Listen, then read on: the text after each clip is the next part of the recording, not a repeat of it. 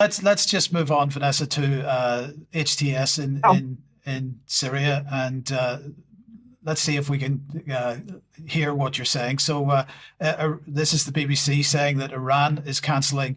CNN cancels interview with Iranian president over headscarf demand. Yeah, so this was back in 2020. This is just to demonstrate the hypocrisy. I apologize for the internet connection in Lebanon. It's notoriously bad. So this was in 2020 during the fomenting of anti-government fervor in Iran by Western media agencies. And this was CNN cancels interview with Iranian president over a headscarf demand. In fact, what happened was that President Raisi put in a polite request that if Christiane Armancourt could cover her head in the interview, and this was used and weaponized against the Iranian. However, HTS, formerly Al-Qaeda, and Jolani, formerly ISIS and Al-Qaeda, when he asks for CNN journalist Germana Karashi to wear a headscarf, she dutifully obeys. This interview, which was, I think, broadcast about 15 days ago, no, less than that, sorry, 10 days ago, he is seen wearing a headscarf in deference to formerly Al-Qaeda and ISIS. So let's have a look at what Jolani says in the interview regarding now in Syria. In the past, you have talked about strict Islamic rule. Is that still the plan?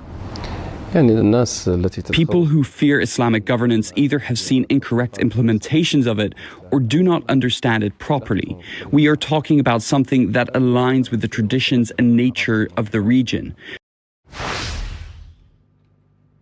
Does it really? Because if we look at the history of HTS rule in Idlib going way back, we see articles from Syrian human rights groups, another wave of summary executions by HTS in Idlib, which took place between December 2019 and late April 2020 on charges of adultery and cursing God. However, those executions included women, and they included people that were considered to have relations with the then Syrian government. And then more recently, so this was in October of this year, between reformist discourse and actual repression, how HTS handled the Idlib process. And if we look at just one section of this report, there is a whole downloadable PDF. So this is from one activist against HTS rule inside Idlib, saying that they began to exert significant pressure on the city's residents who opposed their control, such as arresting revolutionary figures who challenged their presence and authority, depriving bakeries of flour supplies, controlling the city's drinking water by cutting allocations to neighborhoods and homes inhabited by opponents, and shutting down revolutionary institutions, i.e. established after the city was liberated from Syrian government forces, whose goal was providing services to the residents. Additionally, they closed the University of Human Medicine, which had around 600 students due to its alleged affiliation with the Syrian interim government and many others.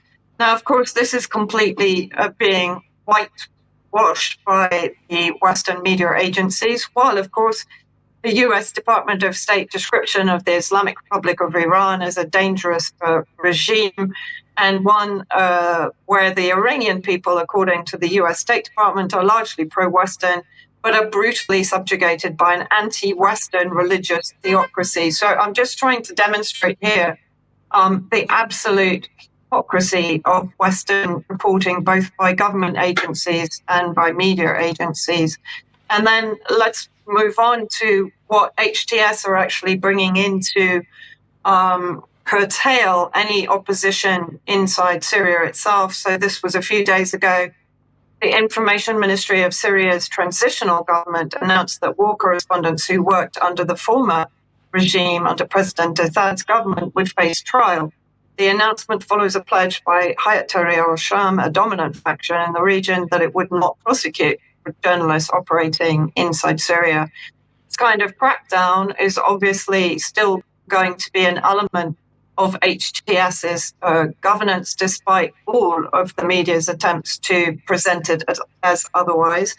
And this was reported in Le Monde on the executions that we showed last week on UK Column.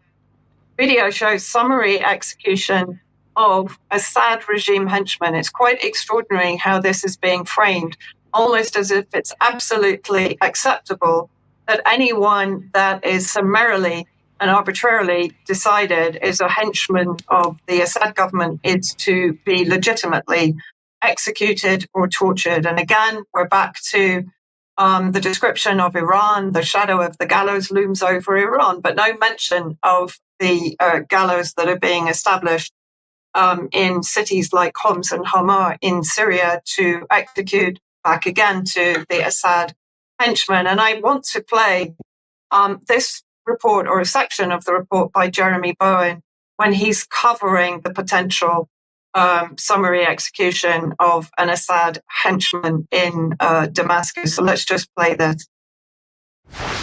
The man they wanted hanged had been the local boss, a thief, as well as a killer. Somehow they decided the execution was happening down the street and stampeded. If Syria's new rulers do not want change to be measured in blood, they will need to control the desire for revenge. There's a real strong sense of excitement, expectation, anger as well. They want to see this man dead.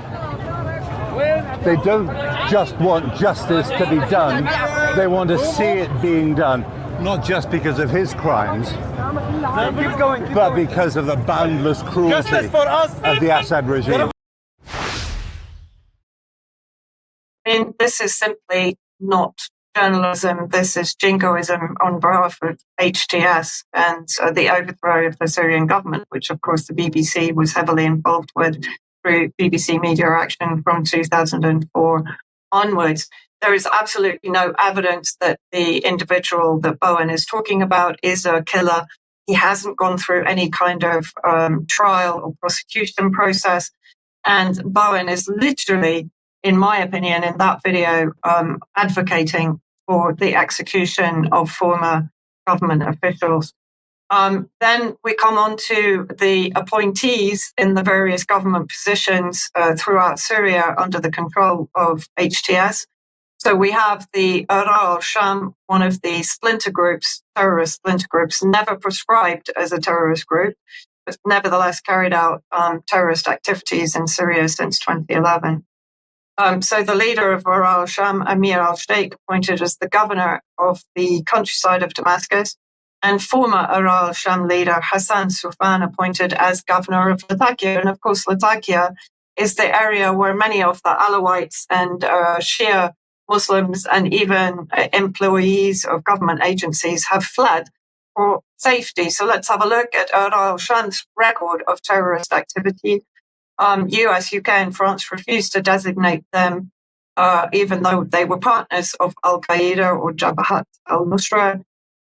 They were not designated terrorist groups, but on the 10th and the 11th of May 2016, they invaded the Shia villages of Nubal and Zara to the northwest of Aleppo and carried out one of the most heinous massacres of the 14 years, murdering children, women, civilians en masse. And actually, they were never really condemned for that, but they are now basically back in charge of areas where those same minority sects are taking shelter. And I just wanted to finally show this video, which demonstrates the number of Shia Muslim in particular who are now fleeing Syria because they fear persecution and the ethnic cleansing programs that we've seen already going on. So this is at the border, the main border between Syria and Lebanon. Just a very quick video to show how many people have gathered there to try and enter Lebanon and then potentially continue to Iraq. So let's just have a look at that. من الحدود اللبنانية السورية مركز المصنع. هاي شيعة سوريا. 3 ليالي ينامون في الشارع مع أطفالهم ونسائهم. مناشدة إلى المراجع الدينية في العراق والإيران.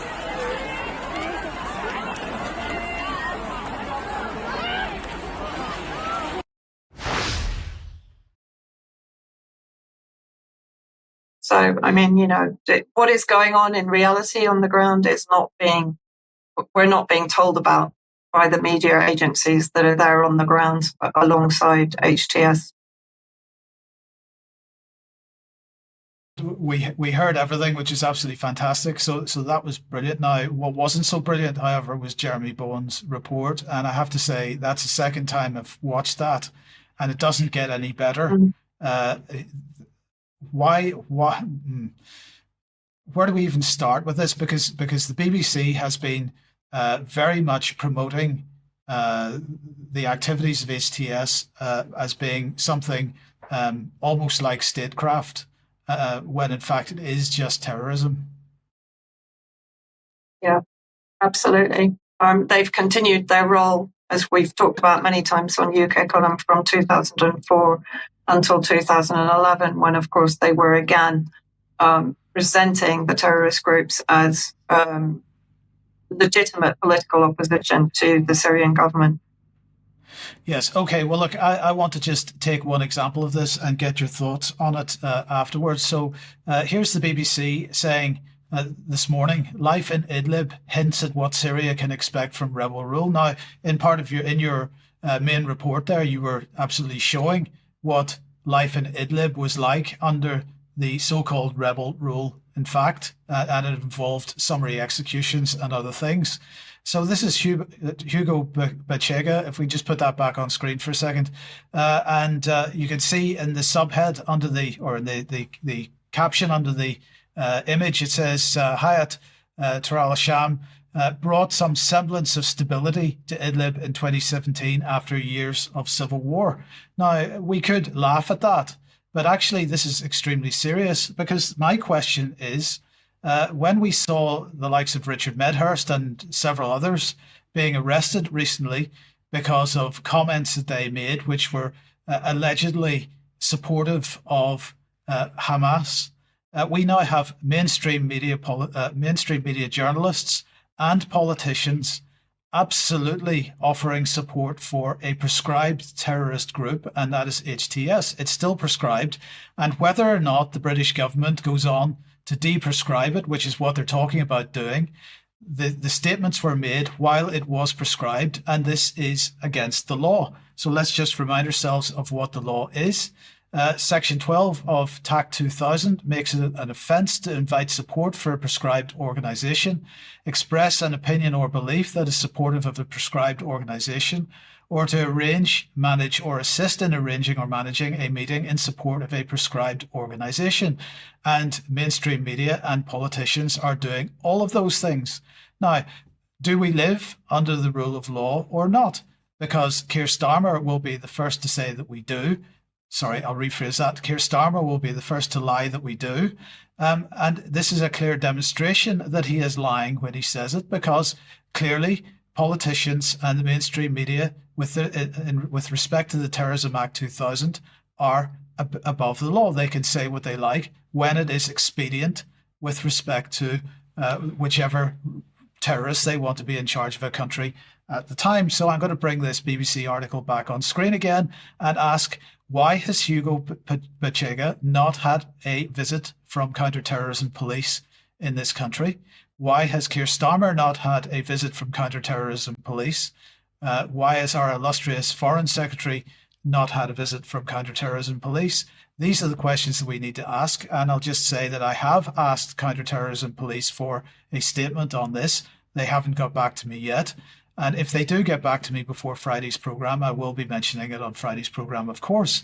But these questions, Vanessa, have to be asked. I don't know if you've got any thoughts on that. Well, yeah, I mean, it's absolutely appalling that people who are protesting genocide are being arrested, because that's being framed as them supporting a prescribed terrorist organisation that is no threat to UK national security, as we've discussed many times. But an actual terrorist group that is prescribed universally, it's okay for the BBC to fraternise with them, to promote them, to give them a platform, and to present them, as I said, as legitimate opposition. And the BBC has done this for some time. If you remember, we covered it regarding the Captagon report that the BBC put out years ago in collaboration with various other Gulf media outlets. Have you any thoughts on this? Yeah, well, I think on the legislation side of it, there's an argument to suggest that not just the government, but also the entire BBC would be liable under Section 1 as well, because we talked about it a bit last week, but subsection 5 of Section 1 of the Terrorism Act, as in the definition of terrorism, includes activities for the benefit of a prescribed organisation. And bearing in mind that the action itself in Section 1 is to influence either the population or a section of the population, one can see how the BBC's activity is absolutely designed to influence the population for the benefit of a prescribed organisation. So I would say on two counts, it just suggests that, you know, what one rule for thee and everybody else just gets off scot-free. Indeed. Okay. Vanessa, let's welcome you back and talk about asylum since the Syrian conflict emerged. Yeah, I mean, you know, we're seeing hypocrisy across the board, not only, as we mentioned, the media outlets, but also from European regimes and so on. So now, having opened their borders to what were probably majority members of the various extremist groups that were being funded by the West to destabilize Syria from 2011 onwards. I'm not saying all of the refugees were from these groups, but I would say a large majority were.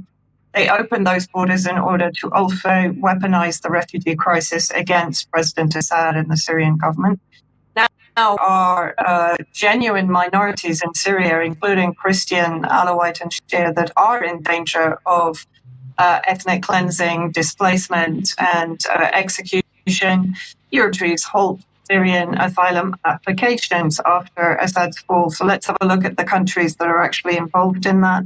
Austria, Belgium, the UK, Croatia, Czech Republic, Denmark, Finland, France, Germany, Greece, Ireland, Italy, Netherlands, Norway, Poland, Sweden, and Switzerland. And at the same time, Austria is putting forward a proposal that basically Syrians wanting to return to Syria. In other words, I would suggest the terrorist factions that left Syria during the War for Liberation are now being given €1,000 to return to Syria to reinforce the HTS groups back inside Syria, while there will be many of the minority factions that did escape the war between 2011 and, let's say, 2020, who are really not going to be keen on returning.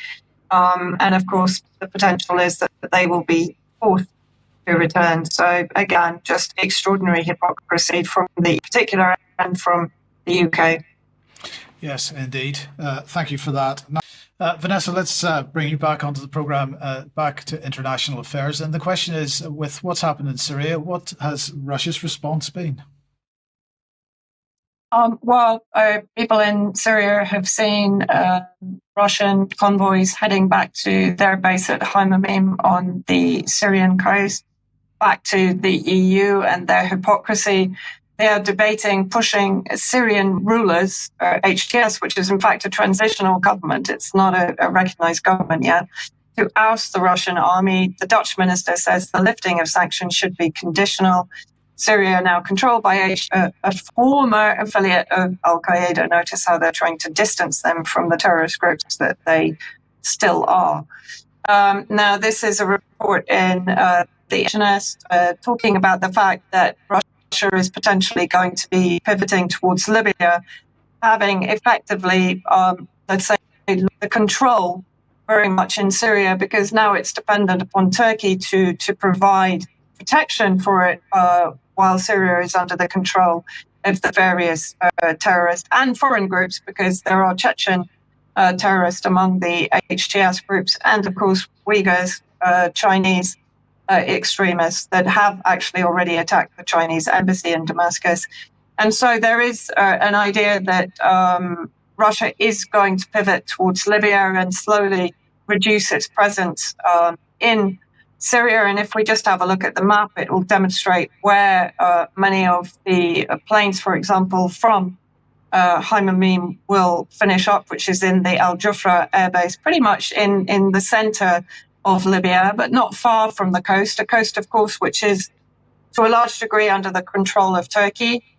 So again, we see Turkey featuring very much in Russia's plans, both in Syria and external to Syria. And of course, for Russia, if we look at this report by the Institute for the Study of War, so the Africa file, December the 12th, Kremlin pivot to Libya or Sudan post-Syria, Turkey's Ethiopia-Somalia deal. And why is it so important for Russia to maintain a presence either in West Asia or in Africa? It will turn to Libya to mitigate its reliance on or to replace its Syrian bases. Libya is crucially the only country with a Russian military presence in Africa that Russian cargo planes can reach from Russia without refueling.